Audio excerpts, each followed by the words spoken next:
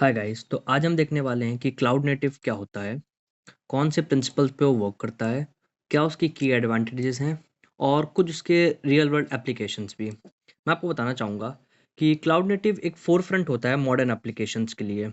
Generally हम पहले monolithic architecture use करते थे किसी भी एप्लीकेशन को डिप्लॉय करने के लिए, बट क्लाउड नेटिव के आने के बाद से उस मोनोलिथिक आर्किटेक्चर्स के बहुत से डिसएडवांटेजेस दिखे, जिस वजह से हम माइक्रो सर्विस की तरफ मूव ऑन कर चुके हैं।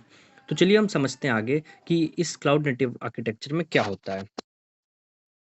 तो जैसा कि मैं आपको बताना चाहूँगा कि cloud native is all about building and running applications. Means cloud native कोई स्किल या फॉर्मूला नहीं है जिसको अगर आप सीख लें तो अब ये एक अप्रोच है जो हर आदमी की डिफरेंट हो सकती है। So it is an approach to design developing and deploying application that fully utilise cloud computing models.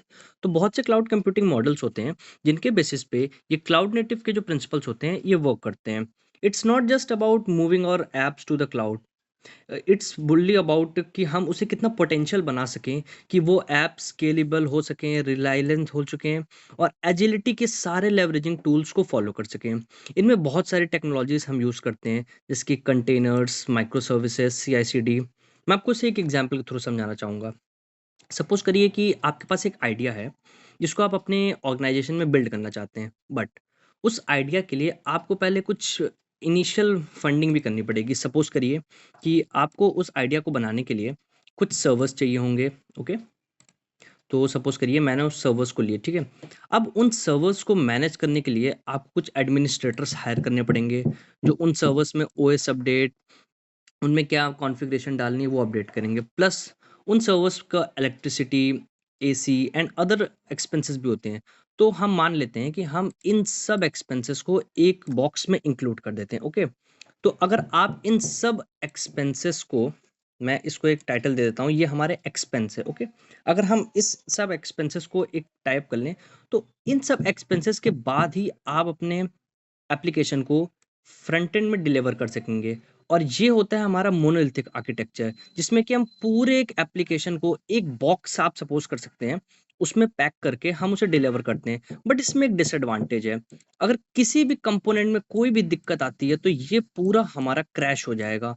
सो इसमें बहुत से डिसएडवांटेज थी, प्लस इसकी कॉस्ट बहुत ज़्यादा थी। अगर हम क्लाउड की बात करें तो हम AWS में मिनट्स के हिसाब से या सेकंड्स के हिसाब से भी पे कर सकते हैं, बट इसमें जो आपने सर्वर्स पे खर्चा किया है वो आपका फुल टाइम इन्वेस्टमेंट है, आप उसे रिटर्न नहीं कर सकते। इसमें बहुत टाइम टेकिंग भी है। मैं आपको बताना चाहूँगा, इसके अलावा ये अप्रोच बहुत ही टाइम टेकिंग होता है क्योंकि आप जानते ही होंगे सर्वर्स को सेटअप करने में मिनिमम 4 टू 6 मंथ्स का टाइम लगता है। प्लस उन सर्वर्स को सेटअप होने के बाद उन एडमिन्स को टाइम लगता है उन ओएस को इंस्टॉल करने में, उन कॉन्फ़िगरेशंस को सेटअप करने के लिए।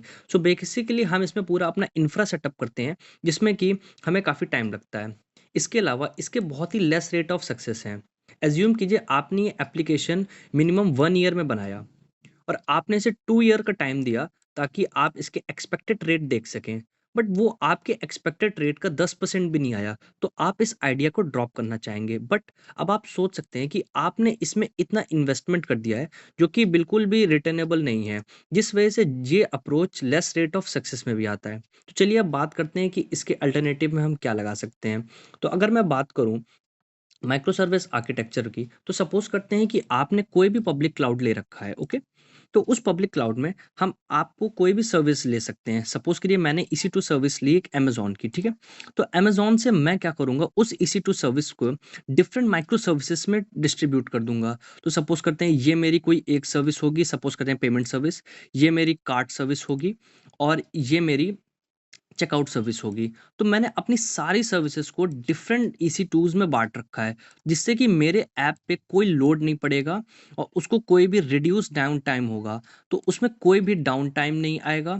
उसका जो रिसोर्स यूटिलाइज़ेशन है वो बहुत अच्छा होगा, क्योंकि आप समझ रहे हैं कि अगर मैं आपको एग्ज़ाम्पल दूँ, तो सपोज़ करिए कि आपके वेबसाइट पे 100 रिक्वेस्ट आती हो हर मिनट, तो जो वो 100 रिक्वेस्ट होंगी, वो यहाँ पे 30, यहाँ पे 30 और यहाँ पे 40 डिस्ट्रीब्यूट होंगी। जिस वजह से जो आपका जो रिसोर्स यूटिलाइजेशन होगा वो बहुत ही अच्छा चलेगा। इसके अलावा आप इसमें बहुत जल्दी-जल्दी अपडेट ला सकते हैं, कोई भी दिक्कत नहीं होगी। बट ये आपको इस फीचर्स में मिलने में थोड़ी दिक्कत थी, क्योंकि अगर आपको कोई भी अपडेट लाने होंगे, तो सबसे पहले आपको उन्हें एडमिन्स को एक्सप्लेन करना होगा, वो आपके सर्वर्स पे अपडेट करेंगे।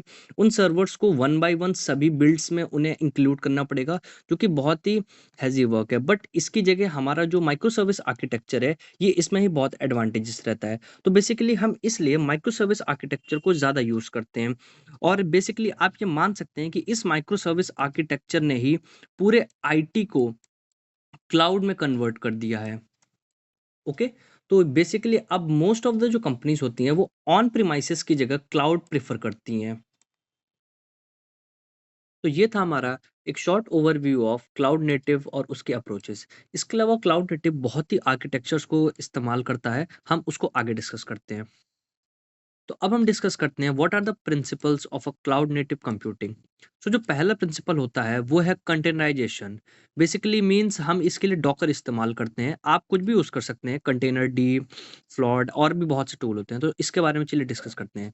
तो सपोज करिए कि आपके डेवलपर ने एक ऐप बनाया, जो कि उसने अपने सिस्टम पे बनाया, जो कि इंडिपेंडेंसी से फुल था, जिसमें Windows 8.1, node version 30 and react version 20 था। सपोज कीजिए उसने इस ऐप को अपने टेस्टिंग टीम को भेजा, ताकि वो उसे टेस्ट कर सकें कि वो हर इन्वायरमेंट में चलने के लिए कैपेबल है कि नहीं।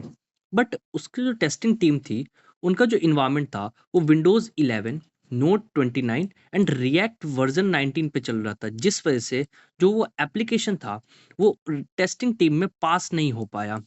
तो टेस्टिंग टीम ने डेवलपमेंट टीम को फिर से अप्रोच किया, ये कहते हुए कि आपका जो ऐप है वो हमारे सॉफ्टवेयर में सही से रन नहीं हो रहा है। बट डेवलपमेंट टीम का तो कहना था कि वो हमारे में सही से रन हो रहा है।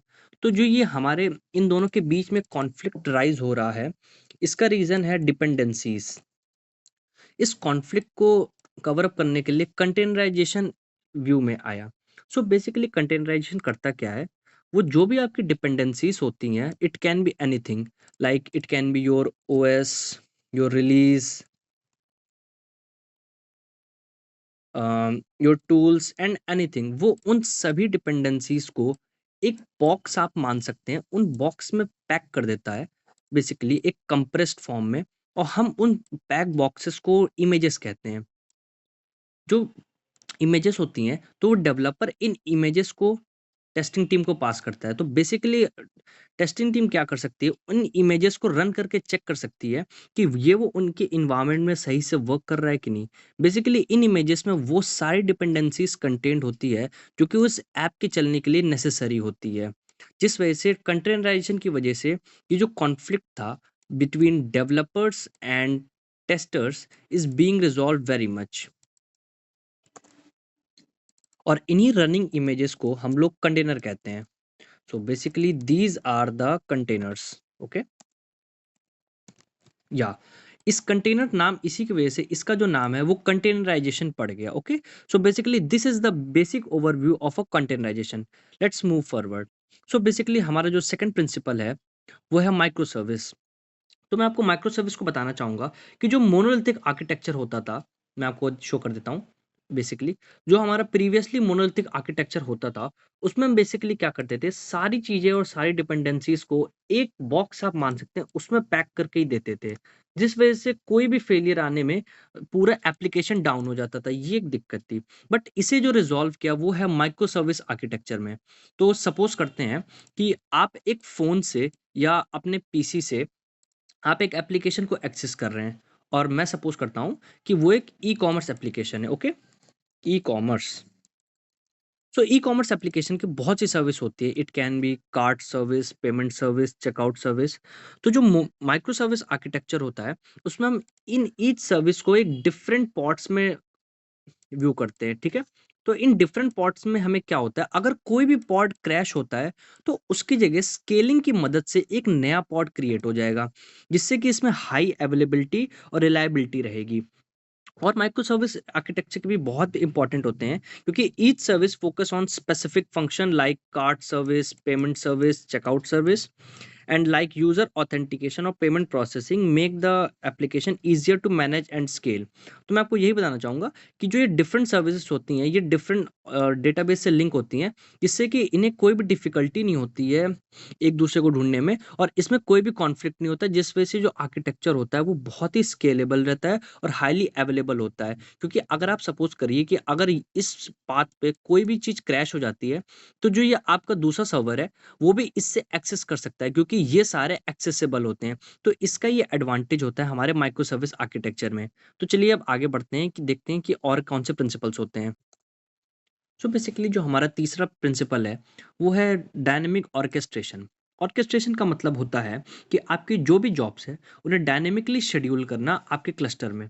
जो बेसिकली बहुत ही पॉपुलर टूल है वो है क्यूबरनेटिस। बाकी आप इसकी जगह डॉकर स्वान या ईसीएस भी इस्तेमाल कर सकते हैं अमेजोन का। तो चलिए इसकी बात करते हैं एग्जाम्पल से।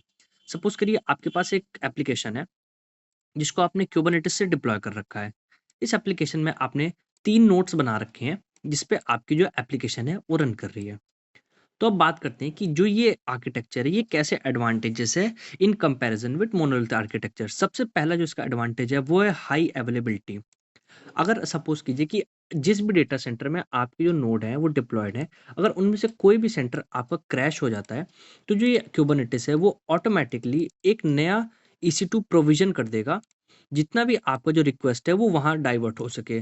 सो बेसिकली ये बहुत ही हाईली अवेलेबल रहता है। इसके साथ ही ये स्केलेबल भी रहता है। अगर सपोज करिए कि आपकी 100 रिक्वेस्ट आ रही हैं पर सेकंड, तो ये उन रिक्वेस्ट को 30 या बेसिकली 40 या बेसिकली इसके अलावा हो सकता है कि वो इसमें 630 और 70 दे सकता है as per the instance type. क्योंकि अगर ये T2 माइक्रो होगा तो इसमें ये बेसिकली रिक्वेस्ट कम भेजेगा क्योंकि ये छोटा इंस्टांस है। बट क्योंकि अगर सपोज कर लेते हैं ये अगर T2 लार्ज हमारा एक इंस्टांस होगा, तो इसमें वो हाई रिक्वेस्ट भेज सकता है बिकॉज़ ये कैपेबल इंस्टांस है एक। इसके अलावा इसमें कोई भी मैनुअल इंटरवेंशन की ज़रूरत नहीं होगी। जैसे कि आप देख पा रहे हैं इस आर्किटेक्चर पे ही कि अगर कोई भी पॉड क्रैश होता है तो वो ऑटोमैटिकली एक नया पॉड भी बना लेता है। जितनी रिक्वेस्ट आ रही है वो उस इंस्टांस का जितना भी साइज़ है उसके हिसाब से खुद ही मैनेज भी कर लेता है। इसके अलावा इसमें और भी एडवांटेजेस होते हैं जैसे कि horizontal pod scaling, services, load balancing. तो हम उन्हें आगे डिस्कस करेंगे। बट मैं आपको बताना चाहूँगा कि ये बहुत से सर्विसेज से फुल होता है, तो इसमें कोई भी मैनेज या मैनुअल इंटरवेंशन की ज़रूरत नहीं होती, ये खुद बहुत ही ऑटोमेशन होता है। Basically all the tools of cloud native are for the automation purpose only, ठीक है? तो ये था हमारा basically dynamic orchestration. Let's discuss further. तो जो हमारा अगला प्रिंसिपल है वो है इंफ्रास्ट्रक्चर एज कोड। जैसे कि आप जानते ही हैं टूल्स लाइक टेराफॉर्म, जिसको यूज करके हम अपने जो सर्वर्स होते हैं उन्हें मैनुअल सेटअप करने की जगह कोड यूज कर सकते हैं। सपोज कीजिए ये एक आपका इंफ्रास्ट्रक्चर है जिसको आप इन AWS में बनाना चाहते हैं। बट अगर आप इसे AWS में बनाने जाएंगे तो आपके लिए सपोज करिए आपको सबसे पहले इसके लिए EC2s मीन्स सर्वर्स बनाने होंगे। उसके बाद आपको VPC बनाना होगा ताकि आप इसे प्राइवेट रख सकें। उसके बाद आप किसको इसके लिए लोड बैलेंसर बनाना होगा। तो बेसिकली बहुत सी मल्टीपल चीज़ें होती हैं इंफ्रास्ट्रक्चर बनाते समय। बट इन सभी चीज़ों को सपोज़ कीजिए आपने एक प्रोजेक्ट के लिए बनाया, बट सेम प्रोजेक्ट आपको सेकंड टाइम किसी दूसरी कंपनी ने दिया, तो क्या आप इन्हें फिर से बनाना चाहेंगे?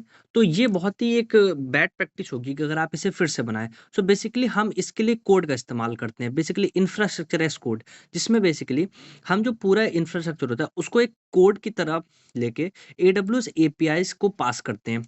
जो वो एपीआईज़ होती हैं, जब वो कॉल होती हैं तो AWS समझ जाता है कि अब हमें ये इंफ्रास्ट्रक्चर को प्रोविज़न करना है। तो इससे बेसिकली जो हमारा इंफ्रास्ट्रक्चर कोड होता है वो एक वन क्लिक बन जाता है। इसको यूज़ करने के हमारे बहुत से फ़ायदे हैं। सबसे पहला, रिप्रोड्यूसिबल। अगर कल को हमें ये इंफ्रास्ट्रक्चर किसी दूसरे प्रोजेक्ट के लिए बनाना होगा, तो वो हमारे लिए एक वन क्लिक बात होगी, क्योंकि हमें उसके लिए पूरा जो प्रोजेक्ट होगा वो फिर से प्रोविज़न नहीं करना होगा। इसके अलावा जो इसका एडवांटेज है वो है वर्ज़न कंट्रोल। अगर कल को मैं इसके जो इंस्टांस है उसका साइज़ बढ़ाना चाहूँ, तो वो अगर हमें कल इस इंस्टांस का साइज़ इंक्रीज़ करना हो, तो हम इसे मैन्युअली ना करके इस कोड के रेफ़रेंस में चेंज कर सकते हैं, जो कि हम वेरिएबल्स में मेंशन कर देते हैं। तो उससे हमें एक ऑटोमेशन का वे मिलेगा। इसके अलावा जो टेराफॉर्म का एक एडवांटेज है, वो ये है कि जो इसकी स्टेट लॉग फ़ाइल होती है वो हम किसी भी ऑब्जेक्ट स्टोरेज में स्टोर कर सकते हैं। सपोज़ करें हमने S3 लिया, तो जो भी इसका जो हमें रेफ़रेंस होगा वो इसमें हम इसके स्टेट फ़ाइल में स्टोर कर लेंगे। इससे हमें एक ये एडवांटेज मिलेगा, जो भी हमारी डिपेंडेंसी, सीक्रेट्स या हमारे एपीआई कॉल या पब्लिक आईपीज़ होंगी, वो कहीं भी स्टोर नहीं होंगी सिवाय इस स्टेट फ़ाइल के, जिससे हमारी जो ऑर्गनाइज़ेशंस हैं, उनका जो सीक्रेट फ़ाइल डेटा है, वो बहुत ही स्टोर्ड रहेगा। तो ये एडवांटेजेस हैं हमारे टेराफॉर्म के। चलिए अब आगे बढ़ते हैं। जो हमारा फिफ्थ और लास्ट प्रिंसिपल है, वो है सीआई/सीडी, जिसे हम कंटीन्यूअस इंटीग्रेशन और कंटीन्यूअस डिलीवरी भी कहते हैं। इसकी मदद से हमारा जो ये टेस्टिंग, इंटीग्रेशन और डिप्लॉयमेंट प्रोसेस है, हम उसे ऑटोमेट करते हैं। इसके लिए हम basically Jenkins, GitLab, Travis CI या सर्कल सीआई ऐसे बहुत से टूलों का इस्तेमाल करते हैं। चलिए इसे भी एग्जाम्पल के थ्रू समझते हैं। सपोज करिए ये हमारी डेवसेकऑप्स की पाइपलाइन है, ओके, जिसमें कि हम पहले कोड को प्लान करते हैं कि हमें क्या कोड बनाना है। उसके बाद हम उसे कोड करते हैं। उसके बाद हम किसी भी टूल जैसे कि नोड हो गया या रिएक्ट हो गया, उससे बिल्ड करते हैं। उसके हम नेगियोस जैसे टूल से टेस्ट करते हैं। फिर हम उसे प्रॉड में रिलीज़ करते हैं और डिप्लॉय करते हैं। इस सभी प्रोसेस को अगर हम मैनुअली करें, तो इसमें minimum to minimum 6 to 7 month का हमें टाइम लग सकता है। बट हमारे पास कोई भी कंपनी जब भी कोई भी प्रोजेक्ट असाइन करती है, तो वो एक स्पेसिफाइड टाइम देती है, जो कि minimum to minimum 3 to 4 months होता है। अगर हम इसे मोनोलिथिक आर्किटेक्चर से करें, तो इसमें हमें बहुत टाइम लगेगा। इसलिए हम इसके लिए सीआई/सीडी पाइपलाइंस का इस्तेमाल कर सकते हैं, जो कि ये सारा प्रोसेस ऑटोमेट कर सकता है। ओके, तो हम इसे डिस्कस करते हैं कि कैसे ऑटोमेशन होता है। सो बेसिकली ये थे हमारे 5 की principles of cloud computing, cloud native computing. इसको हम यूज़ करके जितनी भी कंपनीज होती हैं, वो इंश्योर करती हैं कि उनका जो प्रोडक्ट है वो future proof, scalable, easy to maintain and highly available है। इन सभी प्रिंसिपल को इस्तेमाल करके सारी जो कंपनीज या जितने भी ओपन सोर्स प्रोजेक्ट होते हैं, वो इन्हें फॉलो करके एडवांटेजेस फॉलो करते हैं। जितनी भी क्लाउड नेटिव एप्लीकेशंस होती हैं, वो इस हिसाब से डिज़ाइन की जाती हैं कि वो हाईली स्केलेबल रहें। सपोज़ कीजिए कि अगर आपकी जो एप्लीकेशन है, उस पे वर्कलोड इंक्रीज़ होता है, तो उसके जो भी माइक्रो सर्वर्स प्रोविज़न्ड होते हैं, वो उसके हिसाब से इंक्रीज़ होते हैं। बट हमें एक चीज़ और इंश्योर करनी चाहिए कि जब वो हमारा डिक्रीज़ होता है, तो जो एक्स्ट्रा सर्वर्स हैं, वो डिलीट भी होते हैं, जिससे कि हमारा जो कॉस्ट है, वो कभी भी इंक्रीज़ ना हो। इसकी वजह से हमें कॉस्ट इफेक्टिवनेस भी मिलती है। बहुत सी ई-कॉमर्स प्लेटफ़ॉर्म जैसे कि पेटीएम या नेटफ्लिक्स इसी कॉन्सेप्ट को यूज़ करके अपने प्लेटफ़ॉर्म्स को हाईली अवेलेबल और स्केलेबल बनाती है। जो सेकंड की एडवांटेज है क्लाउड नेटिव का, वो है रिलाइजेंस। रिलाइजेंस ऑल बीइंग फॉल्ट टॉलरेंट, मतलब कि अगर आपके एप्लीकेशन पे कोई भी डिज़ास्टर की वजह से कोई भी सर्विस अगर इनएक्सेसिबल हो जाए, तो उस कंडीशन पे वो किसी और सर्विस को प्रोविज़न करे या उस कंडीशन पे उसे क्या करना चाहिए, ये इस एडवांटेज के अंदर कवर होता है। बहुत सी एप्लीकेशंस लाइक नेटफ्लिक्स, अमेज़न इसी को यूज़ करके अपनी जो एप्लीकेशंस होती हैं, उन्हें हाईली एप्लीकेबल और एडवांटेजेस बनाती है। तो थर्ड प्रिंसिपल है is all about speed which is agility. हम जितनी फास्टर डिप्लॉयमेंट साइकिल्स बनाएँ, उतनी जल्दी हमें जो प्रोजेक्ट होगा वो असाइन होगा नेक्स्ट। सो बेसिकली इसके लिए हम जो प्रिंसिपल यूज़ करते हैं, वो सीआई/सीडी या कंटेनराइज़ेशन होता है, जिसकी वजह से जो हमारे प्रोजेक्ट्स असाइन होते हैं, वो हम उसे उतनी जल्दी कवर अप कर सकते हैं। तो चलिए अब आगे बढ़ते हैं। तो चलिए अब देखते हैं real world examples of cloud native application. जो सबसे पहला और सबसे बड़ा एग्जांपल है, वो है नेटफ्लिक्स। जो नेटफ्लिक्स है, वो अपने जो भी शोज़ होते हैं, उनको प्रीमियर पे रिलीज़ करने के लिए इन्हीं एप्लीकेशंस का इस्तेमाल करता है। सपोज़ करिए कि आपने किसी एक यूज़र ने इसको एक्सेस किया और वो 3 शोज़ देख रहा है अपने 3 अलग-अलग डिवाइसेज़ पे। बट उनके 3 अलग-अलग डिवाइसेज़ पे वो कंटीन्यूअसली स्ट्रीम हो रहा है without any lagging. This is all due to this all micro services and Kubernetes for daily content delivery. Basically इसकी वजह से जो हमारा जो कंटेंट होता है, वो बिना लैग या बिना हेज़ी के बिना वो हमें डिलीवर होता है। इसी आर्किटेक्चर को इस्तेमाल करके जो नेटफ्लिक्स है, वो इतने अच्छे से ग्रो कर पा रहा है। जो सेकंड मोस्ट यूज़ एप्लीकेशन है, जो कि क्लाउड नेटिव प्रिंसिपल को इस्तेमाल करता है, वो है उबर। जो उबर होता है, वो अपनी पेमेंट सर्विसेज पे और अपनी ट्रैकिंग सर्विसेज पे और उसके अलावा ड्राइवर फीडबैक पे इन्हीं सर्विस को यूज़ करता है, ताकि उसे जो भी फीडबैक है वो कंटिन्यूअस फॉर्म में रेडिस में स्टोर होता जाए। सपोज करिए कि आपने कोई भी लोकेशन पे एक कैब ऑर्डर की, ओके, बट उबर को वो लोकेशन मिलेगी, बट वो लोकेशन आपका जो ड्राइवर है उस तक कैसे पहुंचेगी और उसके बाद जो ड्राइवर ट्रैवल कर रहा है विदाउट एनी लेटेंसी, वो ड्राइविंग डिटेल्स आपके पास कैसे पहुंचेंगी? This is all due to the possible of micro services and containerise micro service which are hired for riding hailing platform. तो इन्हीं सब एडवांटेज की वजह से जो क्लाउड नेटिव प्लेटफॉर्म्स है वो बहुत ही पॉपुलर हो रहे हैं आज के समय में।